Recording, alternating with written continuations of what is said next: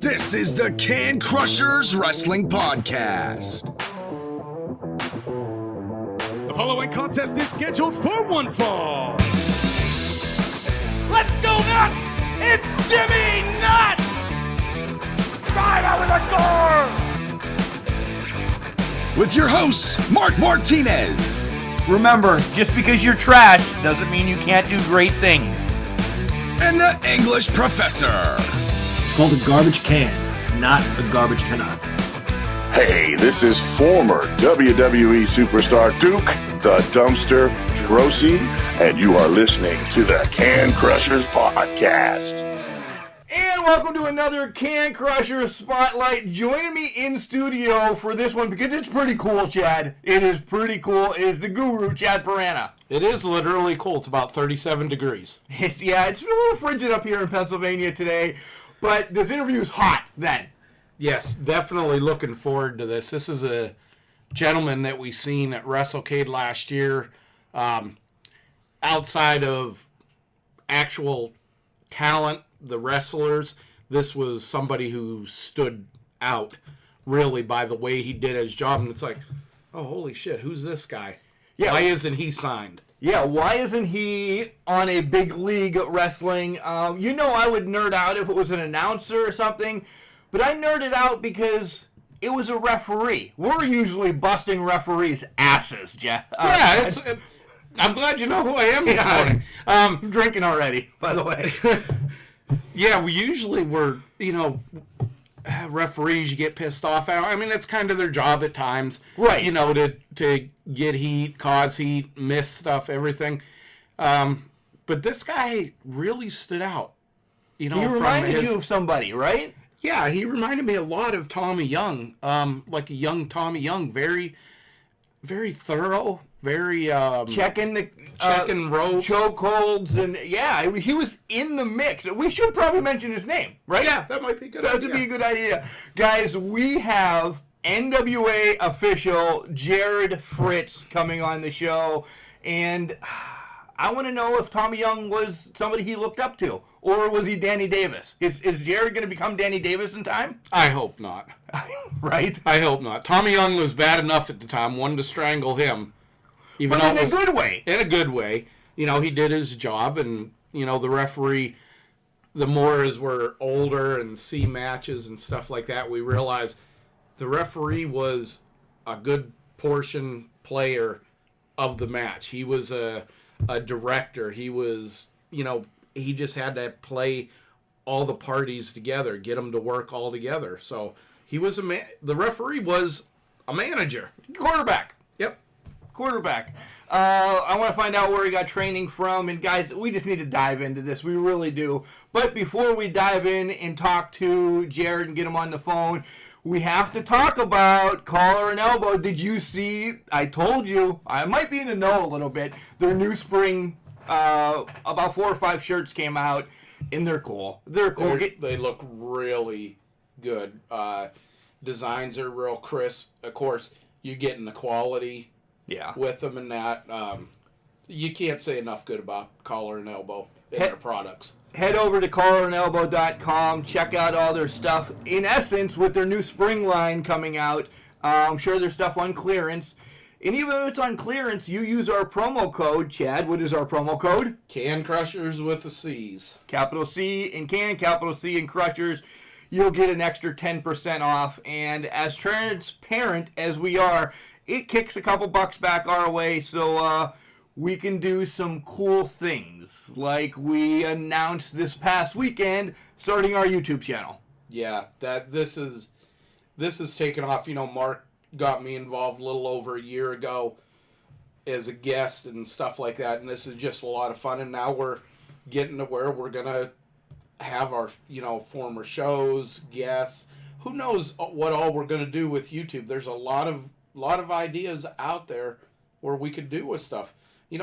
Heck, we may even put, first shows up or something like that so people can say, hey, here's their humble beginnings. Mark was drinking Black Label beer at this time. Now he's graduated to Stroh's. All right, collar and elbow, 10% off. Can Crushers, capital C's. Let's listen to Al, and then let's get into this Jarrod interview because it's part of the NWA, our favorite right now. Yeah, definitely. Wrestling. A love and a passion we all share. I've started a wrestling brand. The wrestling brand. A brand founded on the aspects of wrestling. Two entities working together to create a product that connect emotionally for people everywhere. Collar and Elbow is the brand. Passion and love for wrestling is the drive. I am Al Snow, and this is Collar and Elbow, the wrestling brand.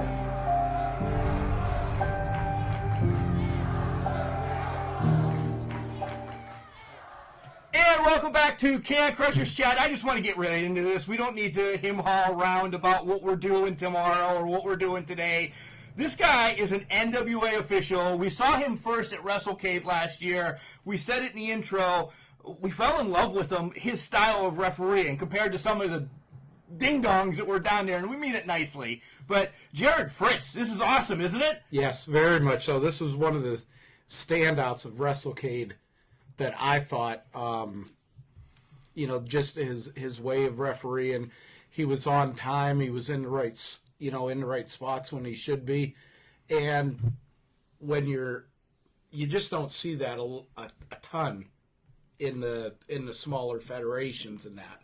But he seemed to just be, right there, Mr. Johnny on the spot, so to speak. So let's bring Johnny on the spot in. Welcome to the show, Johnny on the spot, NWA official Jarrod Fritz. How the hell are you doing today? Mark, Chad, what's going on, guys? Man, it's good to be here, and I thank you so much for having me on. Oh, we love it. Thank you for taking time from your quarantine away. It's the hottest thing going on right now, right? It is. I'm not thinking it's paying too well, though. No, man. But, we got to do what we got to do, right? Right. And that's going to be the first question before we do a little rewind. How is it hitting you? I mean, this is not just a Georgia thing or a Pennsylvania thing. This is really, it could possibly cripple some indie federations, don't you think? So for those of the people out there that are listening that don't really know me, just a quick background. I'm somewhat of a businessman. I run 3 or 4 different businesses, and it's being a leader, being a business owner is all about adaptation. It's all about recovery. It's all about intelligence, and it's going to affect us all tremendously in all kinds of different ways. But I think human nature itself is all about overcoming those type of things. And that's, each one of our own places. If you see a lot of my social media, I'm a very positive minded person. And that's where we got to work together and help each other out. There's people that this is affecting extremely hard. And then there's people that it's not affecting nearly as much. So, we kind of got to tip those scales and try to get everybody back on track and do what we can. Yeah, guys, if you haven't followed his social media, they're tagged all over this post. Make sure you check them out. And motivation, oh my God, you are the next, I don't know, I don't even want to throw out the next one, but you are all over the place on motivation, so thank you. No problem. Thank you for, checking it out and all that. I just, I've been vehemently passionate for probably about the past 6 years, I'll say. I suffered several times going to the hospital with anxiety and just hated the way it made me feel. And, it was all about mindset, and I was learning about behavioral modifications. And, essentially one of the things I tell everybody that I help along the way, coach, teach, is, whatever you focus on is what you facilitate. So if all you're going to do is complain and you're going to think about the negative stuff, that's all that's going to happen to you, But if you always keep your chin up, if you always keep looking forward, you're always going to overcome everything you got to overcome, That's a great attitude. I hope you take what I'm going to say next as a compliment.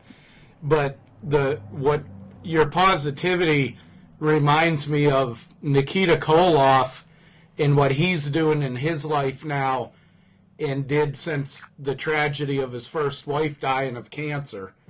He could have folded it in and everything like that, and he turned everything around, and now he's living the life that he wanted to live the whole time, and he's not sore about being away from wrestling because he's found a higher calling, and the positivity. And if you follow him on social media, that's all he posts. Yeah, that's all he posts. Yeah, Uncle K is a great guy, and I love his style. I personally, very open about this. I'm not a religious person, but that doesn't take away from, like, you have to find your positivity and you have to find your energy in whatever source that you possibly can.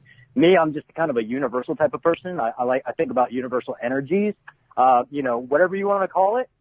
But, I think, like, when I'm flattered that you even thought about relating me to Uncle K, but he I pull out some of the stuff that he takes because it's great stuff. Yeah, he's awesome. We met him at the Crockett Cup last year, and him and Magnum TA. They're both at the same table. I was so nervous walking up to them because I knew what their history was, what they've gone through and everything like that, and to just see how both of them have turned it around, taken it different directions, and it's just good to see that positivity from people that have lost so much. I wholeheartedly agree with you.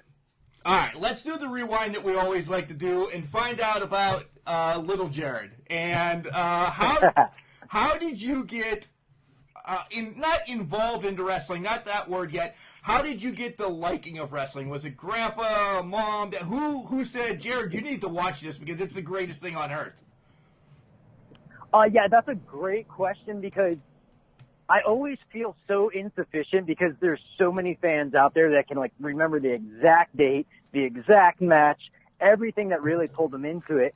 And what I can tell you that I remember is I used to go over to my uncle's house, and he would always have it on the little, because he lived in a trailer, and he had one of those little tiny TVs that, I don't know, what were they, like 9 inches, 10 inches? Yeah.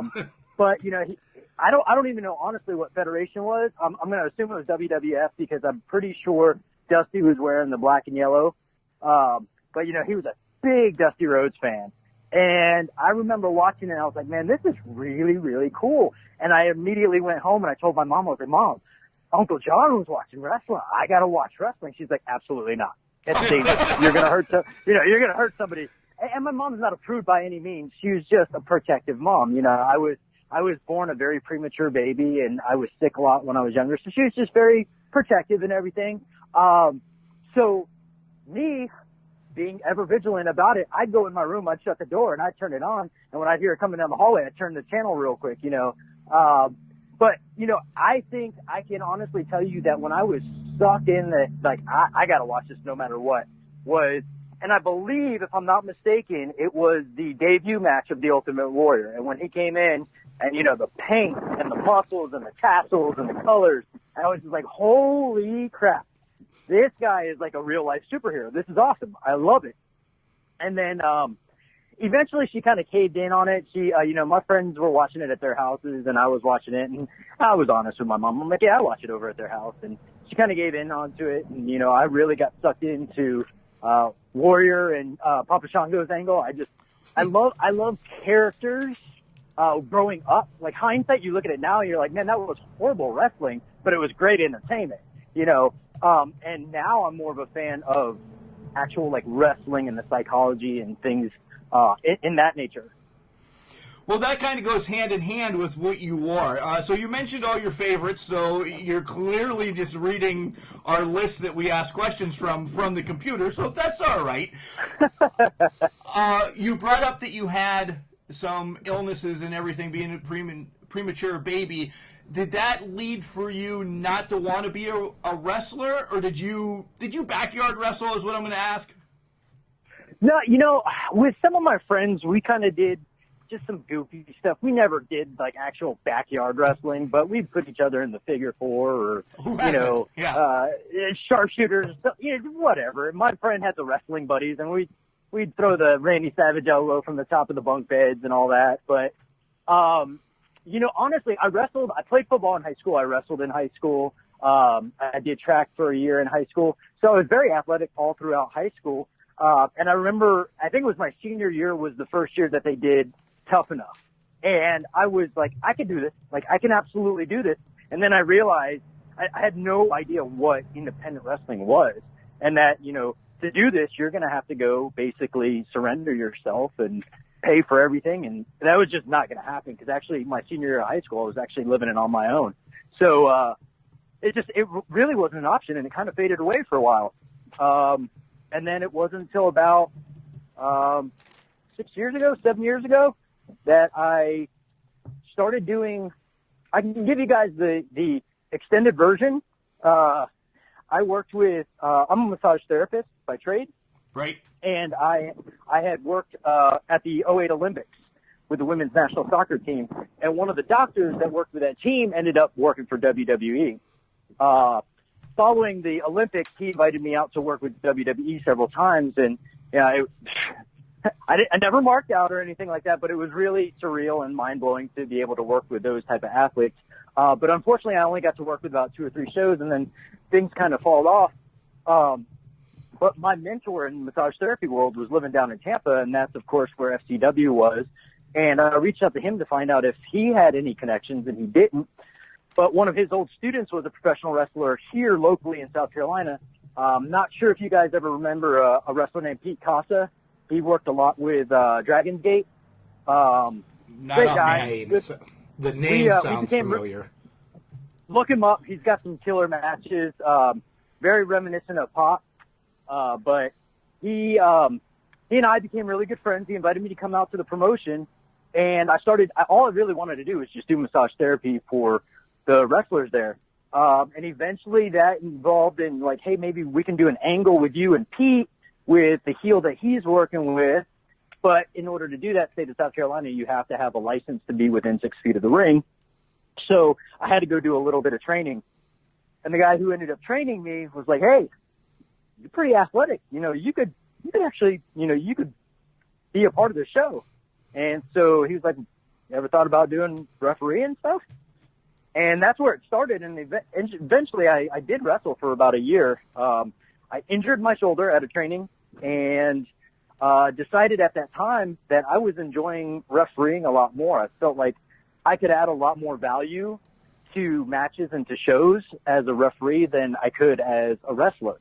So, I really focused a lot there. And, I still wrestle at training. I help where I train at. I help with a lot of the newer guys that are coming up, so I still get to do some stuff. But really, man, I'm all about refereeing. I absolutely love it.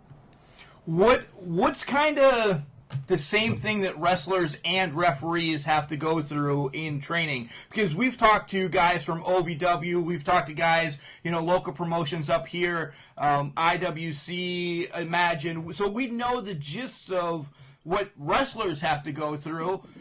Are you taking bumps as well? Are you taking a suplex? I did. Yeah. I will be honest with you.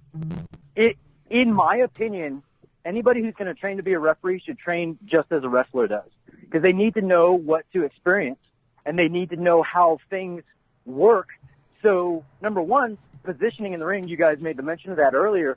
They have that predictability to say, okay, well, we know what's going to happen here, so I know I shouldn't be in the way over here. But also, too, when a move happens, you should be able to understand what the result of that move is. So if something doesn't look right, you can be more immediate on that, because a wrestling official's job is the safety of the wrestler in every aspect, whether it's a work or a shoot. So we have to be aware of those type of things. So in my opinion, you should be working just as hard as the wrestlers. And that's where my whole branding comes from, the whole #RevFit. I'm going to work just as hard as any of the wrestlers that are out there, or I'm going to die trying. Yeah, I think it definitely adds to the match when the referee does more than, I want to say, stand in the corner and, just count a pin or hang out and wait until he's, supposed to count a pin or supposed to break them up or something, kind of getting them move around. You're like a I want to say, Tommy Young is what I compare him to. I'm going to throw my comparison out there already. To me, the referee's kind of like the quarterback of the whole match, because you gotta keep things moving. You're getting fed stuff in your ear about, hey, take them home, or you got 3 minutes left, you got 5 minutes left, and then, like you said, you got to watch out for the safety of the wrestlers when something happens that doesn't look right. The one that I think of right off the bat that happened, I don't know, I guess about a month ago, was the one in WWE, the lady that got knocked out in the tag team, Asuka's manager, Kairi Sane. Yeah. Or not manager, partner. When she got knocked cold when they tried to throw her through a ring, table, and I remember Becky Lynch and getting her under the ring so she could kind of get her whatever about her, but the referee was right on that too. Right. And so you could just kind of tell, hey, this is a quarterback. If the quarterback ain't any good, your team ain't going to be any good. That's very true. And if you think about it, those people in the ring with you have to trust you in order to go to the levels that they go to. They don't necessarily have to, but they're going to feel a whole hell of a lot safer if they do trust you. And in a way, the one thing I noticed when I was first studying refereeing is just like you said, there's some guys that stand in the corner and they don't add any type of a value to the match. They don't really help paint the picture that needs to be painted. And the way that I look at it is, if you see a referee just stand in the corner when these big moves happen and they just stand there, that referee's telling you that wasn't important, right? So when I see a big move, I'm immediately going to go check on them for two reasons. Number one, I do need to make sure that they're okay, but it also paints the picture for the audience and for the crowd to say, well, crap, if the referee's worried about them, then, maybe something really did happen. What was taught to me at a very early stage of my training was everybody knows kayfabe's dead, right? Yeah. So you have to make the audience question that. Well, we know it's fake, but damn, that maybe it's not, And I don't use fake. Yeah, you said that, not us. Wow. Yeah. So, but no, and that's from diction from other people, and that's the funny thing is where I've invited some of my friends who are like, that's all fake, I'm like, okay, it's fake. Come on, let's watch it. And they got done. And they're like, man, that one spot, was he okay? I'm like, he was absolutely fine. But see, you had to question it. And that's my challenge is you can tell me and say it's fake all you want, but come on, let's watch. Let's make this happen.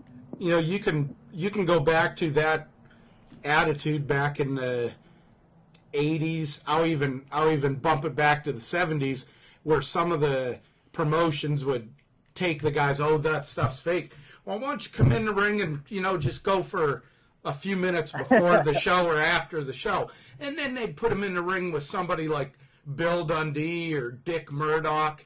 They're laying waste to them. And they would stretch them. And it's like, oh, my God, that, they may be choreographed as far as landing and stuff like that and everything, but, that stuff's not fake. It's not. Yeah, Jarrod said that. Jarrod Fritz from the NWA said that. No, he did not. He was just quoting people. Don't throw him under the bus.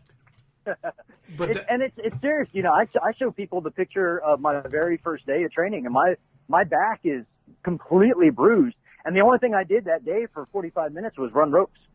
That's it. That's all I did was run ropes, and it was beat up to hell. So you can only imagine what happens with the other stuff, right?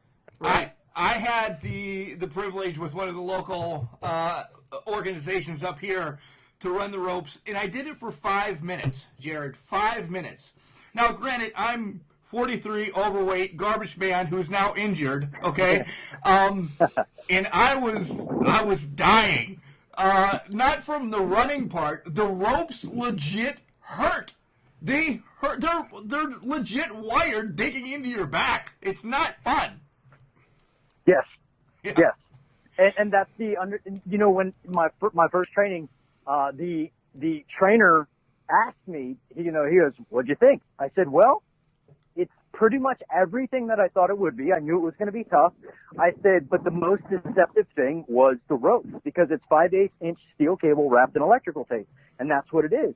So when it's taught, you're not just going to fall into these ropes. You have to hit the rope so that it can create enough ricochet to throw you off back into the other side of the rope. So essentially, when you go to run into the rope, you're not running into the rope. You're running into the wall behind the rope. So you're literally hurling yourself on top of metal." Yeah. You brought up training. We always like giving props to your trainer. Please tell us who your trainer was for like the refereeing part. Did you go to a refereeing school? Because I know they're out there for wrestling. Yeah, no, I did. Where I'm at, there's not a lot of options when it comes to schools, if you will. But I trained with a guy named Bob Keller right outside of Columbia, South Carolina, a little place called Swansea, Gaston area. And he actually trained John Schuyler. I don't know if you guys are familiar with John Schuyler or not, but between the two of them, they did a lot of my training. And then early in my career, I went to the Mid-Atlantic Fan Fest. They had a training camp there with Dr. Tom Pritchard, Lance Storm, Nigel McGuinness, Les Thatcher, Rip Rogers. Jerry Briscoe was there for a day. So I got to learn a lot from them. And then in my local promotion here at Old School Championship Wrestling, one of the frequent ones there is Gangrel. And, he's got the wrestling asylum down in Florida, but every time he comes in there, man, he gets in the ring and he shows us a couple of things here and he helps us tweak things here and there. So, those are really my biggest influences, but, Bob and John are definitely the ones who really gave me a lot, but I'm a huge sponge for education when it comes to those things. So I'll sit there, and anytime I'm on a show that maybe, a name would be on there, I will pick their brain. I will ask them, hey, what did you think of the match? Was there anything that I could personally do to tweak it? And they would give me whatever response I needed and the psychology that went with it. And so it made sense. And that's my biggest thing is, like, I want everything to make sense. And if you're going to tell me to do something, I want to know why I'm doing it. So it's always evolving. I'm always learning. How much YouTube do you watch? Do you go back? And I mentioned Tommy Young because, like I said, I picture you as a younger Tommy Young. You're in there checking the chin holds. You're in there doing everything. Have you watched him or Teddy Long or the Hebner brothers? You're working with Brian. So how much do you get from video or Brian? Oh, I tell you what, I watch a lot of video, probably to the point that my wife gets annoyed by it. Welcome to this club. Yep. And it's funny because actually my wife has relations with the Von Erichs. She's from the Texas area. So I watch a lot of old WCCW stuff.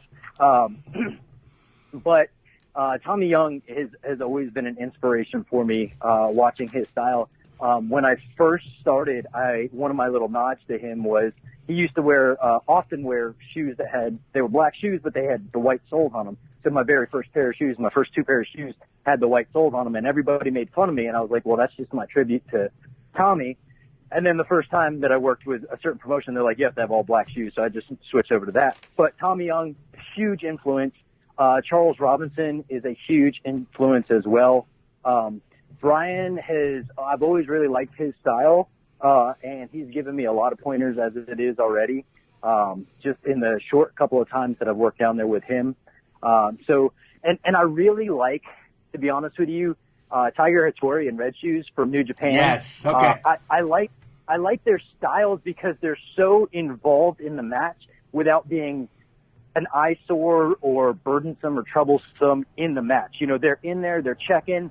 They're telling the guys, hey, come on, you know better. They're slapping them on the hand. They're getting them out of the way, which I think is something that doesn't get done enough, because I think that the referee's position and stance should be represented enough so that the audience knows what's right and what's wrong. Right. One thing that I remember from the Crockett Cup last year when they had Tommy Young come in, to give the old school feel and go through the, we're going to have a wrestling match here, everything like that. Before that, he was doing things that you don't see referees doing. going and checking the ropes, checking the turnbuckles to make sure they're okay. The mat even. Checking the mat, for bad spots or whatever. And it was just something really cool to see. And you didn't think anything of it years and years ago. But now it's like, wow, that's old school there. And it does add to the relevance of why the referee's there, is the safety of the wrestlers. Right. So I don't see why that shouldn't be done on a regular basis. Not to mention it kills a little bit of time when you're standing there waiting for the boys to get to the ring. So, you go out there, you check everything for a real good reason, and, you fix the ropes, whatever you need to fix the ropes. Before every show, as long as I'm allowed to get in the ring, I'll walk in the ring, and I just go back and forth just to make sure that everything's as safe as it can be. Because, they've got ring crews sometimes, or, sometimes, all the wrestlers are putting the ring together at an indie show, but you still want to go make sure and check so that way you can I can't tell you how many times I've been on a show where I get in the ring and there's a dead spot. And so I just got to make sure that every time they get in the ring, I tell them exactly where that dead spot is. And if they're smart, they don't go over into that area. So that makes me think of controversy that surrounded the British Bulldog Davey Boy Smith's injury in WCW, which basically ended his wrestling career. That they had a trap door in the one corner, and they didn't tell them, the wrestlers or anything, and he just happened to be in one of the first matches, and he took a backdrop onto this door, onto the handle, and that's what led, to the premature ending of his career. And it's just like, to me, that would have been one of the first things. Should be passed around. Yeah.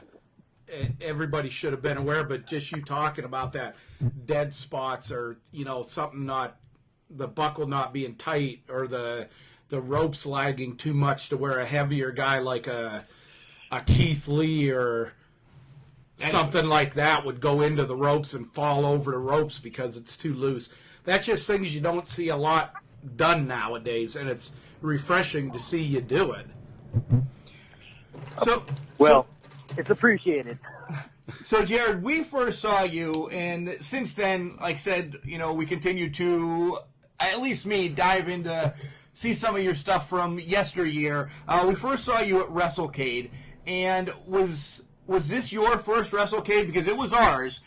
And on a side note as well, tell everybody what WrestleCade can do for indie stars and indie officials like you, because it's blown a lot of people up, and it's unbelievable what Tracy Myers does for wrestling. Yeah, so WrestleCade is probably the biggest convention on the East Coast, Southeast area, where it's essentially 3 days worth of wrestling. I believe there's usually 4 shows that are associated with that, and it's a combination of some of the best talents in the nation, really, because they pull from all over. And they try to blend several different promotions and wrestlers that are out there, some of the big names, some of the legends, kind of bring them all together and kind of create this content that are almost dream matches when you think about it. And I've been lucky enough to do it 2 years in a row. So this past year was actually my second year. I was invited out the year before, which was kind of mind-blowing, especially with some of the matches that I got to work then. But those people work so hard when you look at all the behind the scenes stuff just in the weekend, but all the stuff that they go through back then, back on the back end of it. They're already starting to promote, because it comes the weekend of Thanksgiving in November, and they're already starting to announce some of the people that are coming this year. So there's a lot that goes into it. And to answer the second part of your question, I think it's a great platform because there's so many thousands of people that walk through those doors that get to see you highlighted with some of the greatest that are in the business. So for me personally, it wasn't a motive to work with WrestleCade. For me, it was I want to learn as much as I can. So what better platform than to work with some of these great people? And, you know, I've been honored to work with him 2 years in a row, and hopefully I'll be back again this year. Now, there is something. I'm kind of the troublemaker here, the broadcast. Two things I wanted to ask you about. With WrestleCade last year, there was a controversy, to say the least, with the Sandman's remarks about women wrestling main eventing the main card. What did you hear of that? What was kind of the feeling backstage about it? What's your feelings about it? So, to be honest with you, like straightforward, I had no idea what the heck was going on. I didn't know until after the show had finished, like what the remarks were, because I was at every show that I go to, if they allow me to, I bring my massage chair and I work on the boys, because they put their bodies through hell. So why not try to help them out a little bit? So I was working on people, and I usually try to stay out of a lot of conversations in locker rooms because, you know, there's a lot of stuff that I don't want to get involved with. So I really didn't know until afterwards. And then as far as, you know, what he said and the responses and everything, you know, I'm a very unbiased type of person. My thing is show me that you can do it. Yep. You know, thank you. I don't think that anybody's incapable of a main event spot. But as long as your passion, your drive is there, you make sense with what you do, anybody can do it. You know, anybody can do it. That's exactly what I was thinking. I was never a fan of the Sandman as it was, and he made his living in ECW and that. And I just thought, it's like, man, these, you know, the best matches that we honestly felt were that weekend were the women's matches. You know, that was just our opinion, and it was just like, what would you rather have, a really good women's match or Me and you wrestling? Yeah, I mean, you could throw Mark and me in the ring, and you know, it wouldn't be pretty at all. But I think that, you know, if you earn the spot, you got to go for it, and there can't be anybody that, you know, blames you if you do. Absolutely. And, you know, the way I've always looked at it is, you know, your business, your team, whatever you want to look at is only as strong as your weakest link. And when you've got somebody in there kind of tearing apart things, you know, it shows a sign of weakness in, like, the wrestling community. And, you know, for me personally, I may not agree with matches, or I may not agree with how it, quote, makes sense or anything like that, but it doesn't mean it's not good wrestling. It's just not the style that I like. I think Tim Storm said it the best in the interview that he had with, I think it was Chris Van Vliet. You know, there's a lot of flavors of ice cream. And just because I like chocolate doesn't mean you have to like chocolate, you know, but we both like ice cream, right? Right. So right. I think that's, you know, it's a great analogy, great metaphor for what wrestling is right now. There's so much out there, and it's a great time to be a wrestler. It's a great time to be a wrestling fan because you have so many options. And the fact that everybody kind of rips on each other, I just don't think there's a place for it. You know, just enjoy the wrestling that you like. I agree. Yeah, it's not like you're by ripping on somebody. I think when Seth Rollins did it middle of last year and Jim Ross ripped into him about it, hey, it's not like we're competing for dollars. It's not like somebody's going to either come to your show or my show, you know, just one or the other, not both of them. Let's build, you know, get the business built back up. And I think that's what I'm loving seeing Billy Corrigan do. And I'm, you know, some AEW, I'm liking seeing it because it's reminded me almost of the territories. Yes. Yeah. And that's, you know, it's funny that you say that because my trainer is Bob Keller is very big on the territory days, and he just loves the psychology that was worked with all the territories. And I think it is exactly like that these days, is you're kind of getting back into that demographic, and you're almost interested to see if it blends in. You know, we have a huge opportunity with the Crockett Cup where the NWA world title could go over to Ring of Honor, if Marty wins. So that could be mind-blowing, really, for a lot of people.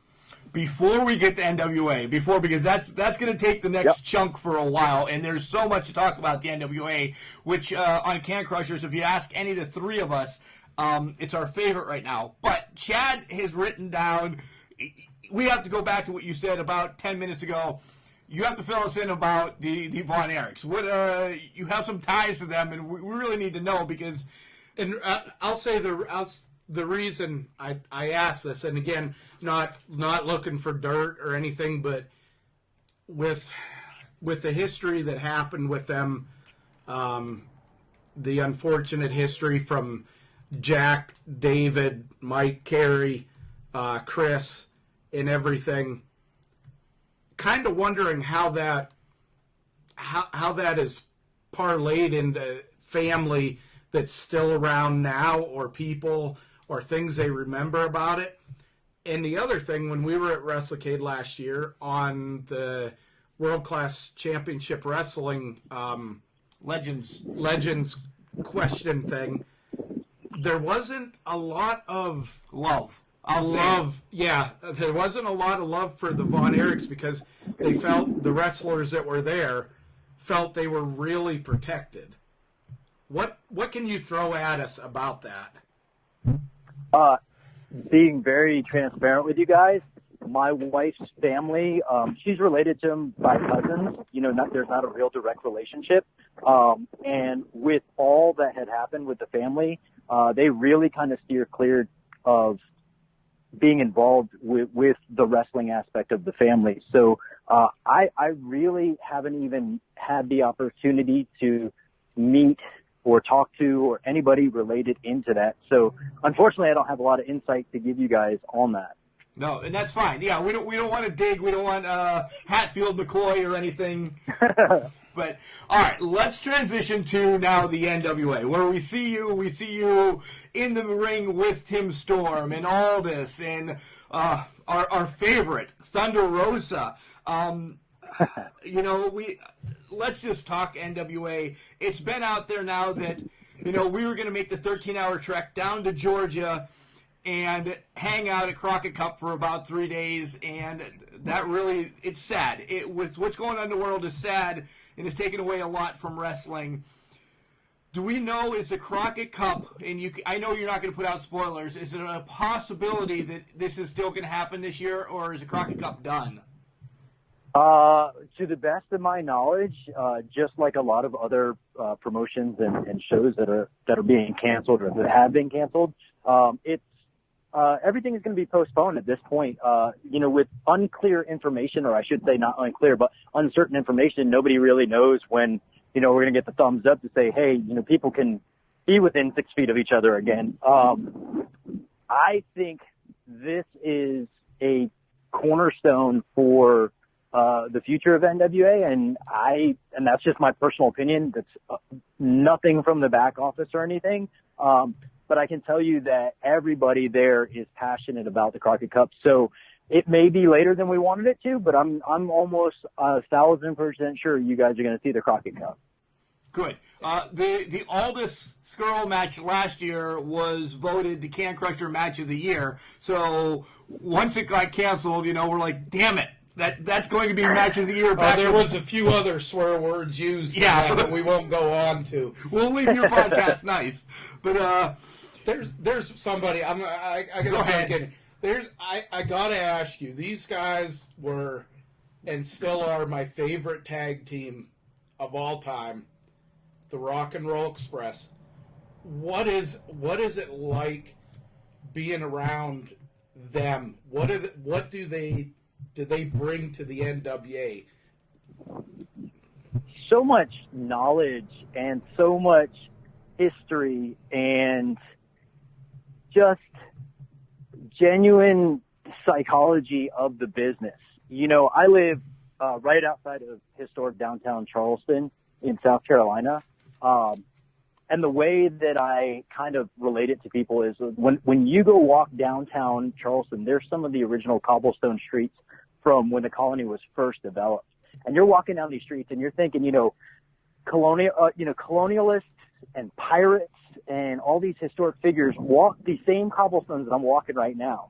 And then you look at, and granted, that's centuries and centuries ago, but when you are in a match or just side by side listening to Ricky and Robert, it's just your mind is going, holy crap, all the things that they've done, all the things that they've learned, and that they're still going. Man, I talked earlier about being a sponge for knowledge. I just sit there and I shut my mouth and I just listen to everything they've got to say, because it's so beautiful. Is there anybody else besides, the Rock and Roll Express, 40, 30, 50 plus years in the business, but is there anybody maybe like Eli Drake that is amazing that you're like, man, this guy, he knows some of his stuff too? So like I said earlier with the whole ice cream metaphor, that's almost every single locker room, particularly the NWA locker room, everybody in there. I think Billy has been genius about pulling in people for a certain reason, and everybody in there has such a unique knowledge and perspective on wrestling that works so uniquely together that it's just, I'm still, like I said, I sit there, I shut my mouth, and I just listen to everything that's going on and pulling it all in. And, it's perfect for certain places at certain times, and that's what I try to learn about. Somebody else I got to ask you about, and it's one of our favorite. He's one of our favorites, and I think he's a international hero, and everything is a question mark from Monrovia. Have you learned the national anthem yet? Have you gone through his karate training? Any plans to? I have not. I'm quite intimidated by him, to be honest with you.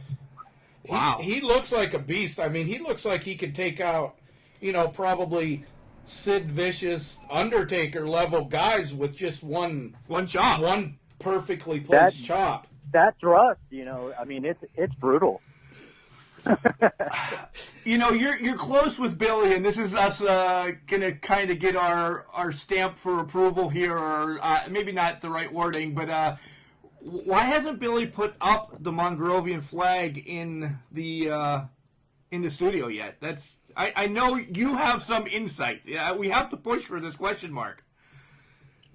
Gentlemen, that is well above my pay grade. All right, well, I'm just saying. See, we were going to push for it at the Crockett Cup, and we had this. We're postponing it. We had this whole. We don't want them to know yet either. If they're not going to tell us anything, we're not going to tell them. I think with his contributions and training and he should be the first member of the Hall of Fame. Yeah, definitely.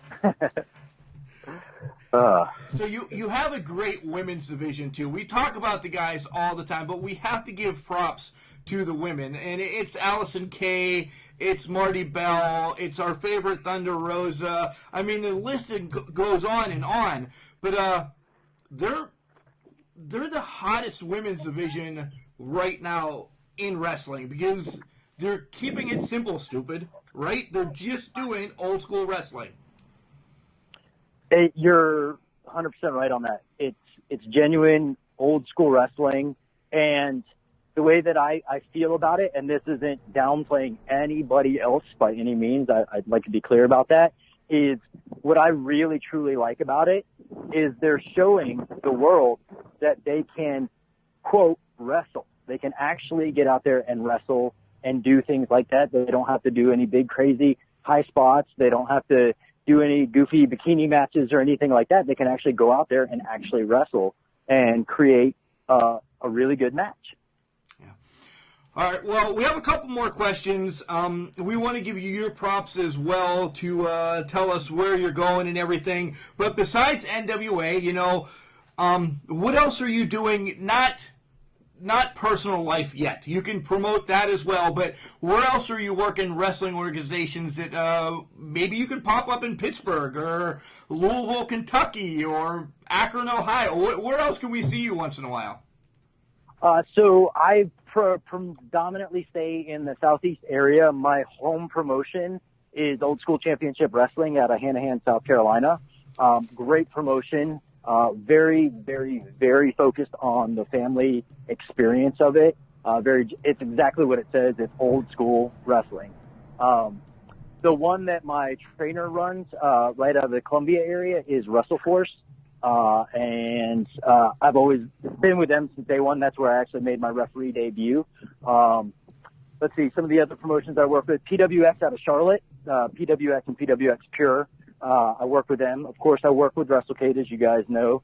And there's several other smaller promotions that if I get the opportunity, because my schedule is ridiculously busy, I'll work with APW out of Chester, South Carolina. And I've gone to a couple other ones here or there. I would love the opportunity to work in other states if it's presented to me and given the opportunity that it fits into my schedule and everything. So yeah, that's kind of where I'm at right now. If you, I got something for you here. This is a general fan question. Give me your top. If you could referee a match with these guys in it, That's the next question. It's always asked. It's his dream match that he wants to referee. well, it doesn't. Five guys in wrestling today. Five, Any Jesus. federation that you would like to referee a match of, and give me 2 tag teams. Well, 5 talent, because you can't say guys. I'm fighting with him right now, Jarrod. I'm sorry. You can't say guys. 5 singles. 5 singles and then 2 tag teams. Yes. All right, we'll give you that. Man. All right. This is not the question we normally ask, but go ahead. So with the 5 wrestlers that you're requesting, is this like a 5-person match, or is No, this just 5 a combination of them? Just 5 guys that you would love to referee a match of theirs. Okay, gotcha. To be honest with you, I really want to work a match with Dr. Tom Pritchard. He still wrestles every once in a while, but the guy's knowledge for psychology and wrestling is unparalleled. And if I could ever get the opportunity, I would love to work with William Regal. Those are 2 of my favorite, like growing up, of all time, really. Nick Aldis had a interview, I believe it was with Chris Van Vliet again, where they asked him about a dream match, and he said, of course, his dream match would be with Triple H. So that right there, that match would top the list without a doubt. And I don't even know this guy personally or anything like that, but I'm intrigued just by his social media presence. But Warhorse, JP Warhorse, Yes. I think it would be awesome to work a match with him just because of his charisma alone. I don't know how. I honestly haven't even seen more than just a couple of spots in the matches. I just love his social media presence. It's fantastic. Yeah, his social media Warhorse is the one that won, and we're going to transition over to this. He's the one that won the Indie Mania game for Retro Mania, the wrestling game. Yep. Yeah. I remember that. Yeah. Speaking of which, and- go ahead. You can finish this Go ahead. question, then we'll come at. Yeah, go ahead. Gotcha. So I think that was my 5, but I got to throw in an honorable mention. A guy that I met at the Tom Pritchard camp, a guy by the name of Sean Donovan. I have followed him ever since the camp and everything, and he's such a good, genuine wrestler, and I would just love the opportunity to work at least one match with him. I would have loved to have worked the send-off match between him and Danny Moss, but getting an opportunity to work with him, and I believe you guys asked about tag teams. For my nostalgia purposes, I would love to work with the Hardy Boys. I don't know if that's even a possibility anymore. Right, yeah. We don't know. But that would definitely be kind of like top my list there. And one of the ones that I've kind of been following on social media too, and again, I just kind of like love their characters and everything, is 4 Minutes of Heat. Okay. I think they're out of the Washington area. I think they are. Yeah. Nice. So. All right, so I'm gonna be the bad guy. You didn't say any women. You don't want to work with any women? To be honest with you, man, I have had the opportunity to work with a lot of the women that I have wanted to work with. Nice. So it. That's good enough answer. You don't have to. No, that was me. That's good. That's good. Just like you guys are really big fans of Thunder Rosa, and I'm really big fan of Thunder Rosa as well. And I was blown away by my debut match with NWA being between Tasha Steelz and Thunder Rosa. And I've had the opportunity to work with Queens of Combat, which is based out of the Charlotte area, and there's a lot of the women. That's all women's show. So I've got to work with some of the really, really, really good female talents that are out there. I've got to work with Camille when she was on the Indies. So, that's a great one to work with. I've got to work with Tessa. I've got to work with Sue Young. So I've been blessed to be able to work with a lot of the great women that are out there. So to say, would I want to work with them again? Absolutely. Who wouldn't want to work with them again, But I don't think there's anybody out there right now, female-wise, with the exception of, I honestly have to say, Trish Stratus and Lita would be awesome to work with. But again, I don't know if that's even a possibility anymore. You brought up Queens of Combat, and that was voted our favorite card of WrestleCade this year. You brought up Tasha Steelz, and between her and Ethan Page, I think they stole WrestleCade. They were unbelievable. But that's fair enough. You can go back and listen to the WrestleCade podcast that we did. We talked a little bit before about the video game going out, Retromania and everything. And are you going to buy that and play it? You have a whole NWA on it. Are you gonna play some video games? It's your roster's right there. So there's a possibility, because when it comes to video games, I'm not a big video game fan. I never really have been, even when I was a little kid. And I know that rubs a lot of people the wrong way, particularly my stepsons. They're big gamers and everything. But I am a fan of like certain subject matter when it comes to video games.